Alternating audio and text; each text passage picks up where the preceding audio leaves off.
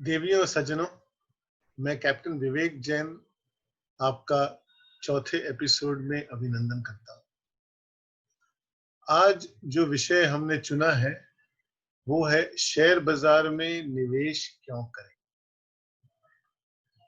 मेरे पिछले एपिसोड में हम लोगों ने जितने भी योजनाएं थी निवेश करने की उन सब पे बातचीत की थी और हमने ये निश्चय निकाला था कि शेयर मार्केट में निवेश करना एक बहुत ही अच्छा माध्यम है, एक बहुत ही अच्छी योजना है, क्योंकि इस योजना में हम मुद्रास्फीति से आगे बढ़ सकते हैं।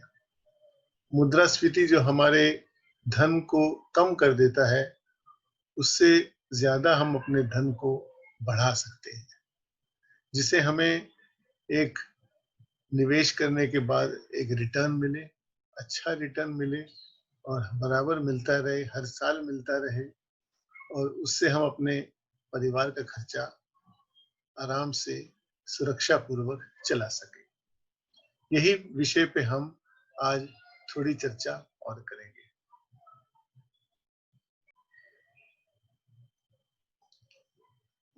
साथियों, जैसा मैंने कहा, शेयर बाजार में निवेश, और मैंने इसे कहा कि ये एक अच्छा माध्यम है। सबसे अच्छा नहीं कहा। क्यों? क्योंकि ये हम सबकी इंडिविजुअल चॉइस पे डिपेंड करता है। हम कितना रिस्क लेना चाहें हम अपने धन के साथ, उस पर निर्भर करता है। क्योंकि हमें ये मानना पड़ेगा कि शेयर बाजार में रिस्क दूसरी योजनाओं से ज्यादा है। और ये एक बहुत पुरानी कहावत है कि आय या खोना, प्रॉफिट या लॉस, जितना रिस्क लेंगे उतना ही होने की संभावना है। ज्यादा प्रॉफिट भी हो सकता है तो ज्यादा लॉस भी हो सकता है। अब हमें ये समझना पड़ेगा कि हम ऐसे कौन से कदम उठाएं जिससे हमें नुकसान न लगे, हमें लॉस न हो और हमारी आय थोड़ी कम भले हो जाए, लेकिन मुद्रास्फीति से ज्यादा रहे, अधिक रहे और निश्चय के साथ रहे। यही चीज मैं आप लोगों के साथ चर्चा करूंगा। कोशिश करूंगा कि हम सीखें इस चीज को और हम इस चीज पे अपने आप को निर्भर करें, डिपेंड करें, कि जिससे हमें अपने धन का एक अच्छा रिटर्न मिले।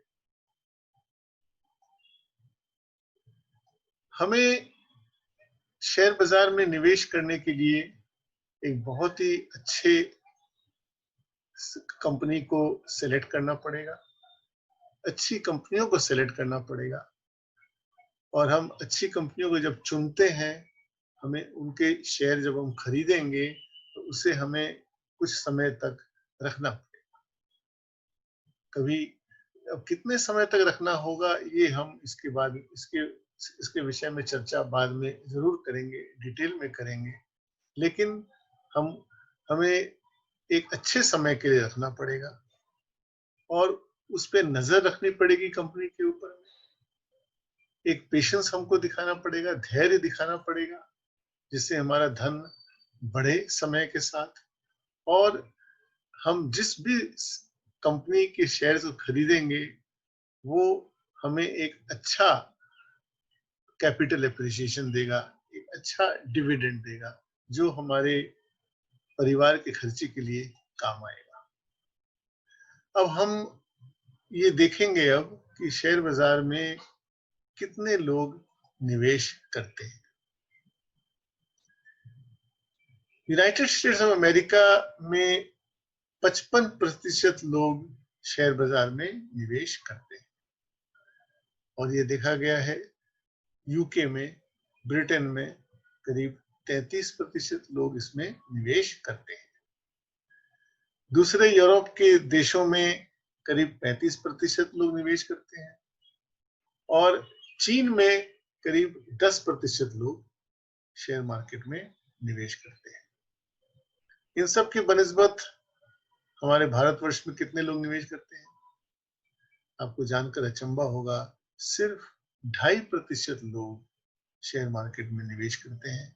यानी कि 130 करोड़ जनता में से करीब करीब 3 करोड़ लोग शेयर मार्केट में निवेश करते हैं। ऐसा क्यों? इतने कम लोग क्यों इसमें निवेश करते हैं? इसके कुछ कारण हैं। कई लोगों को इस माध्यम के बारे में पता नहीं है। कई लोगों को इस माध्यम के बारे में गलत अफवाह समझ में आती है। कई लोग इसे समझते हैं कि यहाँ हम पैसा डालेंगे तो हमारा पैसा चला जाएगा, खो जाएगा। इसके बारे में ज्ञान भी कम है। और फिर कई लोग दूसरे माध्यम पे ज्यादा विश्वास करते हैं। सोना हुआ, चांदी हुआ, प्रॉपर्टी हुआ, रियल एस्टेट हुआ, बैंक में फिक्स डिपॉजिट्स हुए। शेयर मार्केट पे वो विश्वास पैदा अभी समय के साथ हो रहा है। अभी सबको पता चल रहा है कि इसमें निवेश करने से, सही तरीके से निवेश करने से धन सही रहेगा और मुद्रास्फीति से आगे बढ़ेगा। हमारी सरकार भी इस चीज के बारे में, एक कॉमन मैन को काफी इस चीज के बारे में ज्ञान दे रही है। म्यूचुअल फंड में निवेश करने को कह रही है। और आपने तो ये एडवर्टीजमेंट और ये बातें भी सुनी होंगी। म्यूचुअल फंड सही है। तो वापस आते हैं अपने शेयर मार्केट पर। शेयर मार्केट में ऐसी क्या चीज है जो हम खरीद सकते हैं और बेच सकते हैं, जिसे हम निवेश कहते हैं? उसका नाम है इक्विटी शेयर्स, कंपनी के शेयर्स। अब ये इक्विटी शेयर क्या होती है, ये चीज क्या है, ये मैं आपको अभी समझाता हूँ। आप ध्यान से सुनिएगा। कोई भी कंपनी जब अपना बिजनेस स्टार्ट करती है, उसे पैसे की जरूरत पड़ती है। उसे हम कैपिटल कहते हैं। और कंपनियां करीब 2 तरह की होती हैं, जिसे हम समझने में हमें आसानी होगी यहाँ पर। एक होती है प्राइवेट लिमिटेड कंपनी और दूसरी होती है पब्लिक लिमिटेड कंपनी।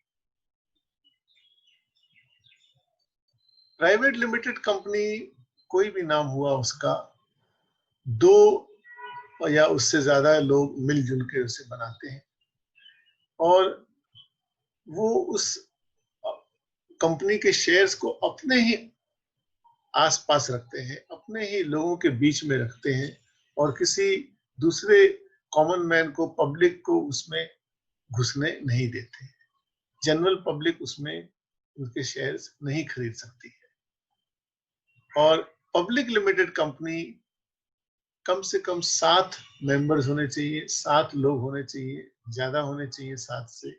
और वो शेयर्स वो आपस में भी लिया बेची कर सकते हैं और किसी दूसरे को भी दे सकते हैं। किसी दूसरे जनरल पब्लिक को भी अपने शेयर्स वो दे सकते हैं। तो एक पब्लिक लिमिटेड कंपनी में बहुत ज्यादा शेयर होल्डर, 7 से ज्यादा शेयर होल्डर हो सकते हैं। जब एक पब्लिक लिमिटेड कंपनी स्टार्ट होती है, शुरू होती है, और लोग जो उसे आरंभ करते हैं वो एक कैपिटल निर्धारित करते हैं कि इतने रुपए से हम इस कंपनी को स्टार्ट करेंगे। वो उस पैसे को, जो भी मतलब उस कंपनी को आरंभ करने के लिए, स्टार्ट करने के लिए जुटे हैं, वो उसमें अपना अपना पैसा उसमें डालते हैं और वो उस कंपनी के शेयर होल्डर बन जाते हैं। समझ लीजिए 10 लोग इकट्ठे हुए और उन्होंने ये निश्चित किया कि हम एक पब्लिक लिमिटेड कंपनी खोलेंगे और उसमें एक बिजनेस हम शुरू करेंगे। और ये आप निर्धारित उन्होंने किया कि हम इसका कैपिटल 10 लाख रुपए का रखेंगे। 10 लाख रुपए से हम व्यापार कर पाएंगे। और उन 10 लोगों ने 1-1 लाख रुपया अपना इसमें कंट्रीब्यूट किया।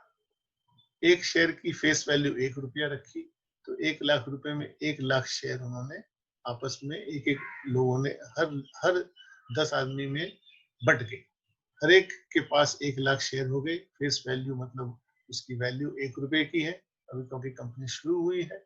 और इस तरह से 10 लाख रुपए में वो बराबर के भागीदार बन गए। हर आदमी के पास, जो 10 लोग जिन्होंने शुरू की है कंपनी, उनके पास कंपनी के 10% की भागीदारी रही, वो 10% के शेयर होल्डर बन गए।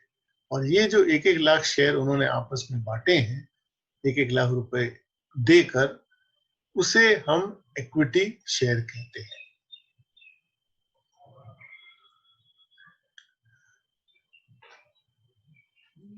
जो भी कंपनी अब कमाएगी अपने व्यापार करने के बाद, बिजनेस जैसे जैसे बढ़ेगा, जैसे जैसे आगे जाएगा, वो लोग उसके 10% के भागीदार बन जाएंगे, क्योंकि उन्होंने शुरू में 10-10% की भागीदारी से इक्विटी शेयर आपस में बांटे थे। और ये 10 लोग जिनके पास शेयर्स हैं, अगर ये चाहे तो एक दूसरे को अपने शेयर बेच सकते हैं, दूसरे से और ज्यादा शेयर अपने पास खरीद कर रख सकते हैं, किसी दूसरे आदमी को भी अपने शेयर बेच सकते हैं। ये पब्लिक लिमिटेड कंपनी में आराम से शेयर्स का आदान प्रदान हो सकता है। और ये शेयर्स बेचेंगे कहाँ और कैसे बेचेंगे? बेचने के लिए और खरीदने के लिए पब्लिक लिमिटेड कंपनी के शेयर्स को एक जगह होती है जिसे हम कहते हैं स्टॉक एक्सचेंज। और इसमें ब्रोकर्स होते हैं, दलाल होते हैं, जो कि शेयर्स को किसी से लेके किसी और को बेच देना या किसी और से खरीद के किसी और को दे देना, ये उनका बिजनेस होता है, उनका प्रोफेशन होता है। और इस जगह को हम कहते हैं शेयर बाजार, स्टॉक मार्केट। अब इन शेयरों के दाम कैसे निर्धारित होते हैं? शुरू में तो जब ये कंपनी बनी थी, जैसा मैंने आपको बताया, एक शेयर का 1 रुपए का वैल्यू था। अब 1 रुपए का वैल्यू रहेगा तो दाम बढ़ेगा कैसे? तो इसे हम कहते हैं ऑक्शन प्रोसेस। ये ऑक्शन से लोग एक दूसरे को एक प्राइस ऑफर करते हैं। किसी को अपने शेयर बेचना है, कंपनी बहुत अच्छा बिजनेस कर रही है, अच्छा व्यापार कर रही है, अच्छा पैसा कमा रही है, तो वो दूसरे को कहेगा कि भाई मैं अपने 1 रुपए के शेयर को तभी बेचूंगा जब आप मुझे इसके बदले में 2 रुपए देंगे। खरीदने वाला बोलेगा कि मैं 2 रुपए आप बहुत ज्यादा मांग रहे हैं, मैं तो आपको 1.5 रुपया दूंगा। इस तरह से ये बार्गेनिंग चलती रहती है। और समझ लीजिए 1 रुपए 70 पैसे में ये सौदा निर्धारित हो गया, और खरीदने वाला 1 रुपए 70 पैसा दिया, और बेचने वाले को 1 रुपए 70 पैसा दिया। तो ये ऑक्शन प्रोसेस से ही शेयर्स के दाम घटते और बढ़ते हैं। और ये ऑक्शन प्रोसेस कौन करता है? जो भी शेयर बाजार में खरीदने वाला है और बेचने वाला है, यानी कि आप और मैं। तो पब्लिक लिमिटेड कंपनी का कोई भी शेयर, उसकी कीमत में बढ़ना या घटना डिपेंड करता है स्टॉक मार्केट में ऑक्शन प्रोसेस के ऊपर, आपके द्वारा और मेरे द्वारा। और हम ये कैसे निर्धारित करते हैं कि हम ज्यादा पैसा मांगे या कम पैसा हमें मिलेगा? ये हमारी कंपनी के व्यापार के ऊपर डिपेंड करता है, हमारी कंपनी के परफॉर्मेंस के ऊपर डिपेंड करता है। अगर कंपनी खूब अच्छा पैसा कमा रही है, तो दूसरा आदमी भी चाहेगा कि मैं भी इस कंपनी में भागीदार बन जाऊं, और वो ज्यादा पैसे देने को तैयार हो जाएगा। यही एक तरीका है जिसमें शेयर मार्केट में ऑक्शन के द्वारा हम लोग किसी भी कंपनी के शेयर को अगर खरीदना चाहते हैं, तो उसके लिए हम ज्यादा पैसा देंगे, और वो उस कंपनी के शेयर का एक नया प्राइस हो जाता है, एक नई कीमत हो जाती है।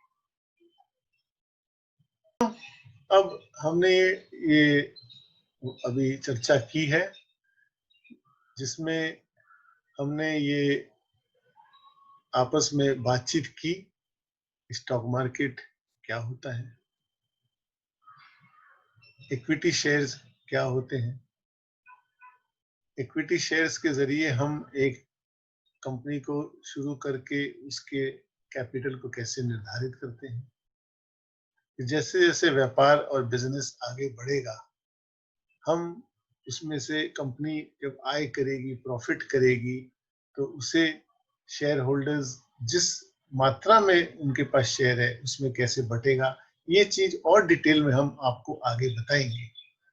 फिर कंपनी की कुछ फाइनेंशियल रिपोर्ट्स होती हैं, जिसे हम कहते हैं balance sheet, profit and loss account, हमारे शेयर्स में कितना हमको धन वापस मिला कंपनी के फ़ायदे के अनुसार। ये सब चीज़ें कंपनी हर साल पब्लिश करती है, जिससे लोग उसे जानें, लोग उसे समझें और उसके अनुसार लोग शेयर मार्केट में जाके शेयर की खरीदा और बेची करें। ये चीज़ को हम बहुत अच्छी तरह से और डिटेल में आगे के एपिसोड में समझेंगे। अभी आप इसी के बारे में विचार करिएगा कि इक्विटी शेयर क्या होता है, शेयर मार्केट से इक्विटी शेयर्स कैसे हम खरीद के और बेच के एक कंपनी के भागीदार बन जाते हैं, एक कंपनी के पार्ट ओनर बन जाते हैं। फिर हम इस विषय को बहुत डिटेल में आगे के एपिसोड्स में आहिस्ता-आहिस्ता चर्चा करके पूरी तरह से समझ लेंगे।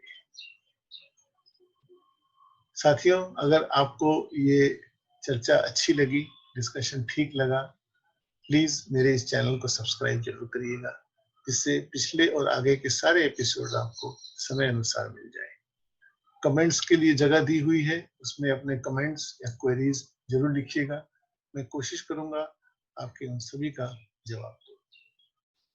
धन्यवाद, शुभकामनाएँ आपको आप सबको और आपका दिन शुभ रहे।